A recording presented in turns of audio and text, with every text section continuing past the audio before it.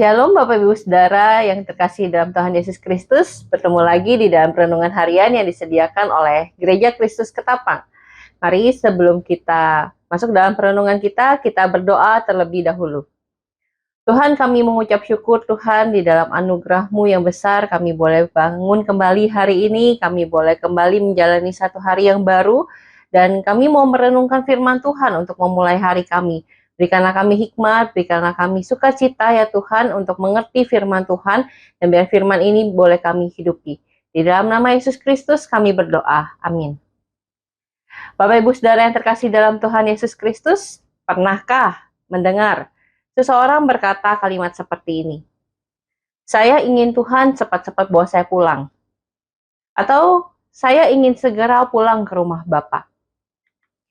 Bapak Ibu Saudara, beberapa kali ketika pergi membesuk orang yang sedang sakit, kami mendengar kalimat seperti ini diucapkan oleh orang yang kami besuk. Tentu orang tersebut bukan mengucapkan kalimat ini hanya secara sembarangan.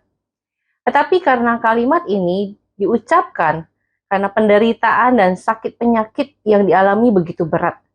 Dan mungkin juga tidak kunjung sembuh. Di dalam Alkitab, ada satu tokoh yang pernah mengucapkan kalimat yang serupa. Dia adalah Ayub.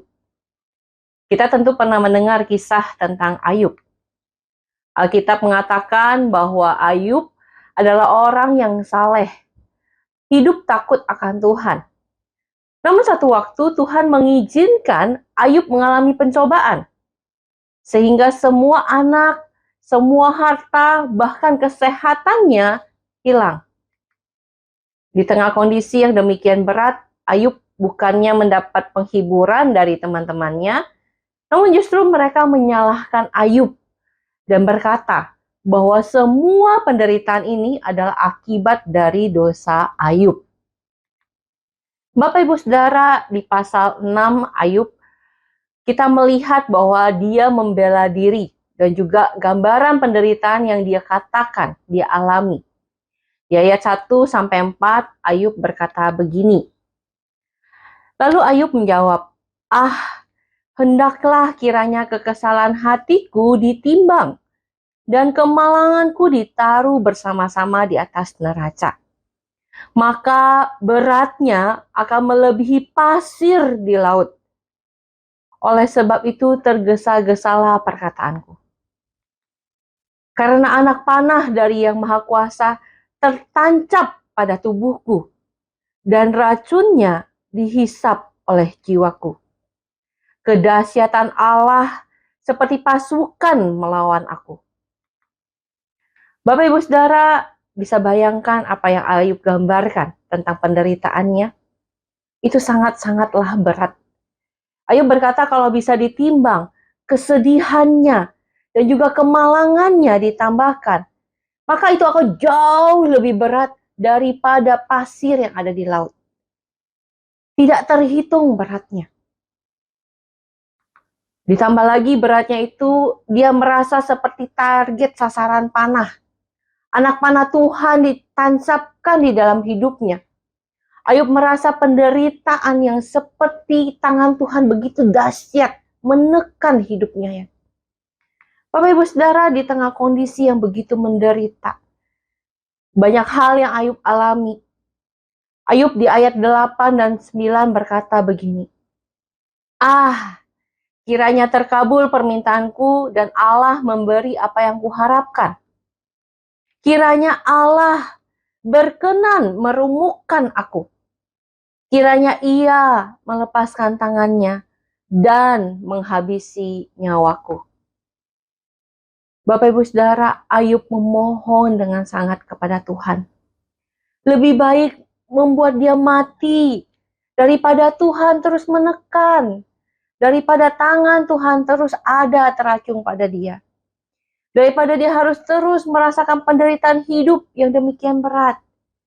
Lebih baik Tuhan ambil nyawaku.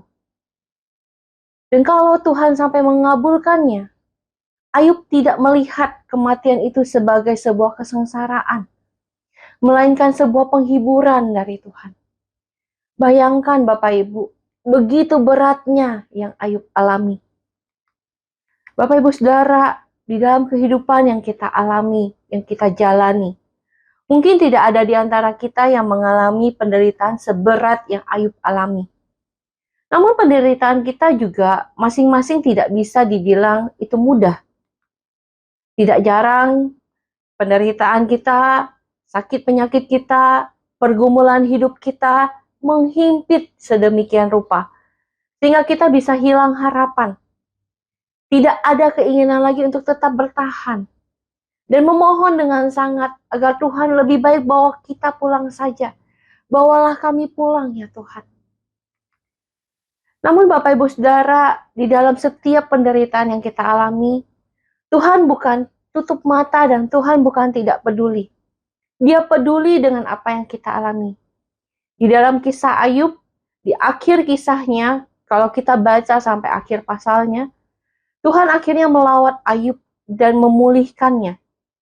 Saya yakin di dalam kisah hidup kita juga Tuhan melakukan hal yang demikian. Tuhan tidak akan membiarkan kita, namun lawatan Tuhan juga akan nyata bagi kita. Sebab Tuhan bukan Tuhan yang tidak mengerti penderitaan manusia.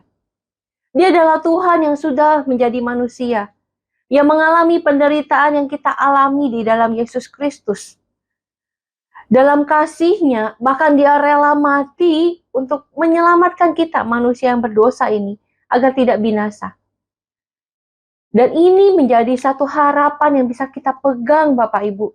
Jaminan iman kepada Tuhan yang mengerti hidup kita. Jaminan iman bahwa Tuhan mengasihi kita. Jaminan iman untuk tidak menyerah dalam hidup. Tetapi terus bersandar kepada Tuhan. Terus bersandar pada kekuatan-Nya. Tentu tidak mudah. Tetapi mari kita percaya kepada Tuhan kita, Yesus Kristus. Kiranya Tuhan menolong kita. Mari kita berdoa. Tuhan, kami tahu bahwa di tengah kehidupan kami ada hal-hal yang tidak bisa kami kontrol, Tuhan. Kami tahu bahwa ada hal-hal di mana kami perlu melihat bahwa kami membutuhkan Tuhan lebih lagi. Kami perlu kekuatan Tuhan lebih lagi. Biarlah Tuhan ketika masa-masa seperti itu kami tidak mencari yang lain, tapi bersandar penuh pada Tuhan. Kuatkanlah iman kami ya Tuhan, untuk melihat bagaimana cara Tuhan bekerja atas hidup kami. Di dalam nama Yesus Kristus kami berdoa. Amin.